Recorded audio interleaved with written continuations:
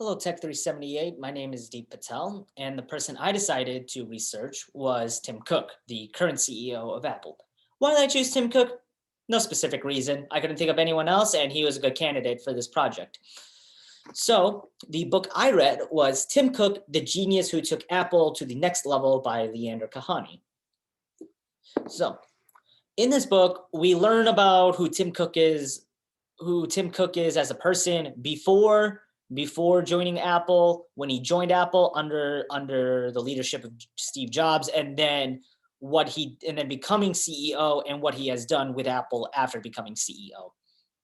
We learn about his past and his schooling levels and education and his jobs and experiences before coming to Apple when it was on the verge of bankruptcy. And then in the book, you also learn about what he did at Apple, which actually did help Steve Jobs in the long run in turning Apple around into the behemoth that it is today. You, after being anointed and then after being appointed CEO, after being appointed CEO by Steve Jobs. Steve Jobs unfortunately died in October of 2011, and then leaving Tim Cook with a bunch of criticisms and trials ahead of him. So some interesting facts I learned was Apple was a legitimate, well, I don't want to say legitimate, but Apple was an actual computer company in 1976 when it was founded. When I was growing up, Apple had so many products like the iPod Touch, MacBook, iPad, iPhones, like those were like the main big things that Apple were famous for. It was crazy to think that it was about to be, it almost went into bankruptcy when I was growing up. Apple was like the hottest thing for the younger generation. Another interesting thing was Tim Cook beat Steve Jobs at winning Man of the Year in 1982. Tim Cook did not win specifically did not win Man of the Year, but him and the company he was at the time, IBM, created created a computer that won Man of the Year and was given a special title dubbed Machine of the Year. Steve Jobs legitimately thought he was going to win the Man of the Year title, and revealed later that he actually was crying because he thought he actually won it. And then another very interesting thing I learned was how dangerous some of the older Apple products were, specifically the iPhone. The iPhone had a bunch of dangerous chemicals like lead, chromium, and bromine, and PVC, which are very highly toxic materials to humans and the environment. So some feats that Tim Cook accomplished was the first major product he created as CEO was the Apple Watch. There was no feedback from Steve Jobs before his death. There was no notes left by Steve Jobs. This was the very first product that Tim Cook and his version of Apple created following the death of Steve Jobs. And it was a very big success, considering the fact that now are now on the Series 6, and it continues to be one of Apple's more higher selling products.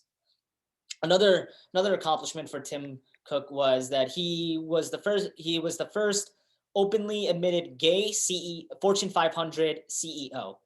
For a lot of other CEOs do not have anyone within the LGBT community that are in higher up positions. So for this community, it is a win in their books, since Tim Cook is part of this community in one of the biggest tech companies in the world. Another accomplishment was Tim Cook's resistance in the San Bernardino case in December of 2015. The FBI requested that Apple created a software that allows them to hack into Apple devices to unlock them for criminal cases. Tim Cook resisted the idea and did not want to create the software because he said that if he did create the software, that anyone could abuse it and misuse it and cause more problems. And he believed that the United States government, specifically the FBI, was going to use this to spy on people. And in March of 2016, the case was dropped because the FBI later revealed that they were able to get into the phone without having to use hacking software created by Apple. So the FBI lost a lot of its credibility through the public's eyes, and Tim Cook won the case and gaining the public's favor. So things. So I'm going to talk about the things I disliked about this book. I didn't like how it seemed like Steve Jobs. I don't want to say he was a bad person, but it seemed like he didn't care about anyone but the products and the company Apple itself. Whereas Tim Cook actually looks like he cares about other people. Another thing I disliked was how perfect it seemed for everything to fall into Tim Cook's hands and becoming CEO of Apple. Not saying this was not, but it just seemed a little too well timed for what it seemed like. Things I did like about the book though was the actual physical book itself. I like the text print because it's very nice and easy on the eyes. And the biggest thing I